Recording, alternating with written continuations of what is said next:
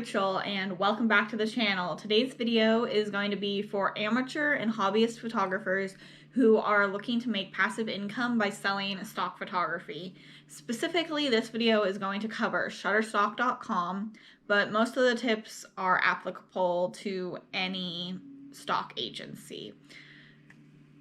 Doing stock photography is really great for photographers since it's not only is it passive income, you can also put your photos to use.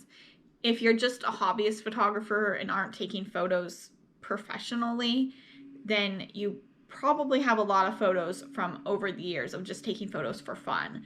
But if you put them on Shutterstock, then you have the chance to actually earn a little bit of income on them.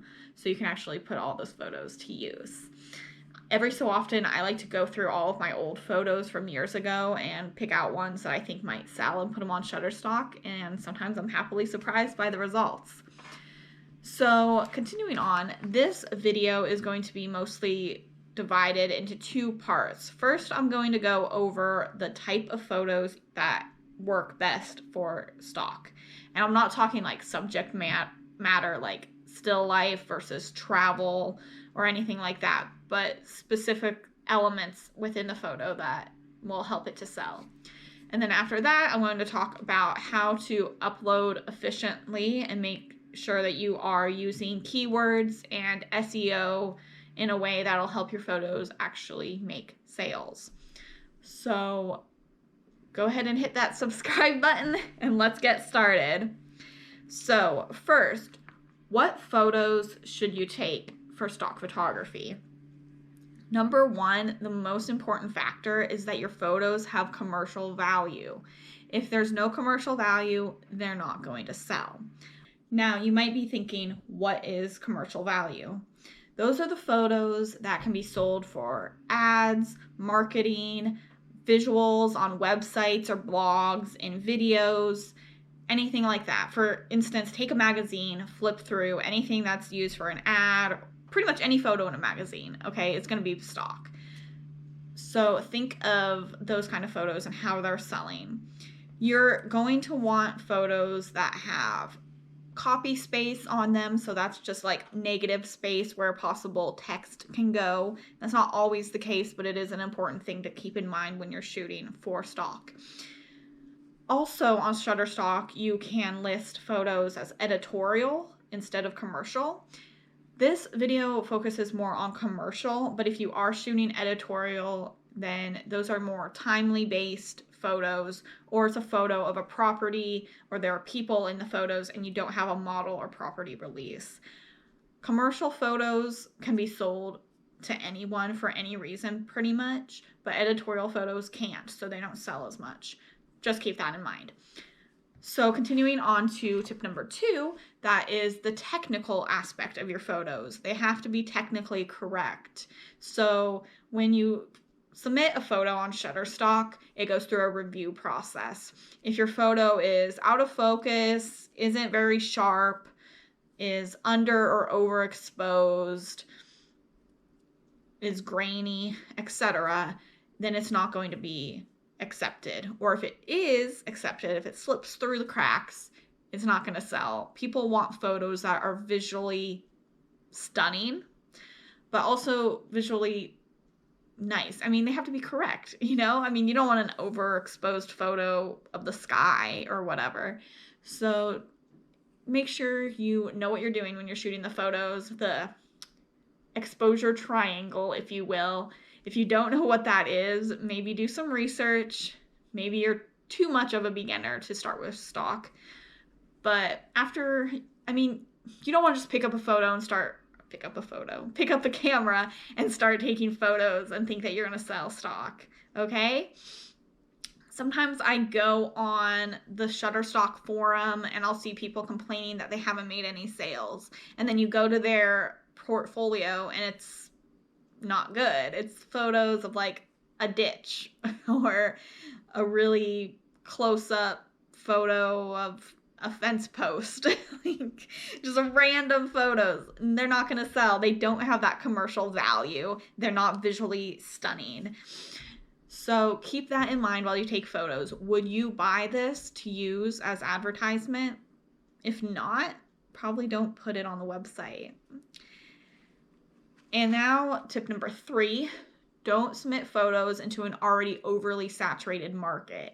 So for instance, let's take a look on the website. Here I've searched Eiffel Tower and see.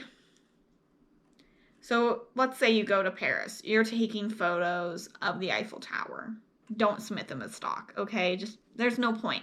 There's already thousands. Look, that's how many photos of the Eiffel Tower are already on here. 107,000 photos of the Eiffel Tower. The Eiffel Tower has been shot in every lighting, every season, every angle possible. Your photo is not going to stand out unless you happen to be at the Eiffel Tower when it is attacked by terrorists. There's no reason in putting your photo of the Eiffel Tower on Shutterstock. It's just not going to stand out. It's going to be on that last page of results, on the fresh content. It's not going to sell. I'm sorry. What I like to do is tip 4, do research. So before you go on a trip, do research about where you're going. Let's say you're going to Chicago, because I'm going to Chicago soon.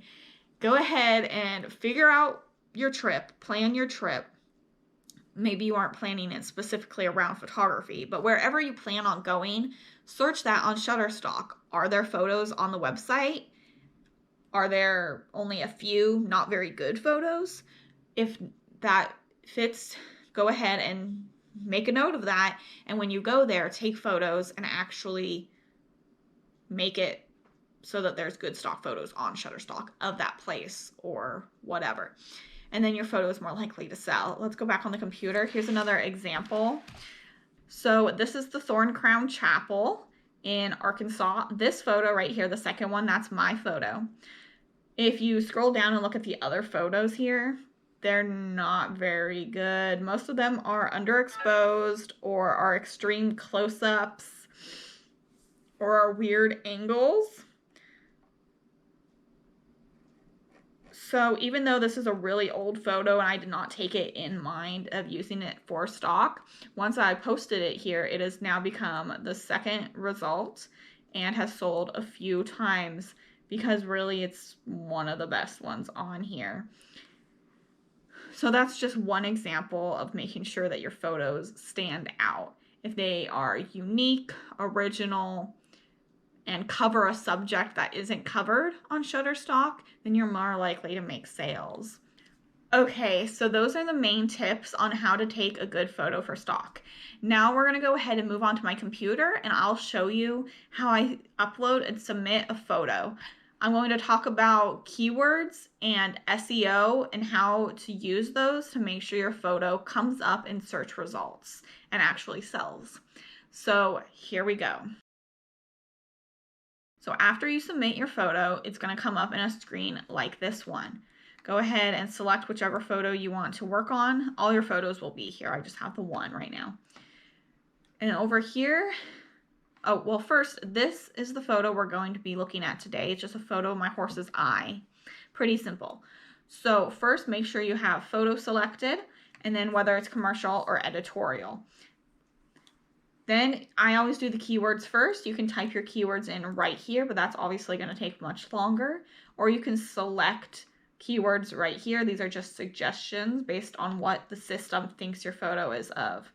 Then I always click on find more keywords down here, and then it's going to bring up photos of what, it's going to bring up photos that are similar to yours. So right away, we have a bunch of eyes. I always search in here too. It's not always accurate down there for what it thinks your photo is a picture of. All right, so then you just have to select at least 3 photos that are similar to yours. And then it's going to bring up relevant keywords over here. And you'll just read through all of these and click on any that you think are relevant. Only choose relevant keywords, because if they aren't relevant, they're going to come up in search results that you don't want them to. and they aren't going to sell. You can do up to 50 keywords. So try to get as close to that as possible. So let me just go through and click through these really quick. All right, and then if nothing comes up that is super relevant or you want more, you can always deselect the photos you have selected and select different photos and see if anything new comes up. Or you can type in here. So I'm going to put like equine. I'm going to do like horse health. All right, so then we just attach those to the photo and they're all going to show up right here. We have 34, which is a pretty good amount. And then you'll have to add a description. Try to write as many keywords into the description as possible. So I'm going to say something like close up of a horse's eye with copy space. And you can add that into your keywords too. Copy space, negative space. Okay, so close-up of horse's eye with copy space.